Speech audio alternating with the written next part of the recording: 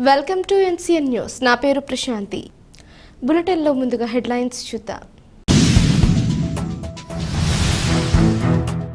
Intermediate ద్వితీయ సంవత్సర ఫలితాల్లో స్టేట్ ఫస్ట్ మార్క్ సాధించిన విద్యార్థి శ్రీరామ్ స్వరూప్కి అభినందనలు తెలిపిన మంత్రి కందుల దుర్గేష్.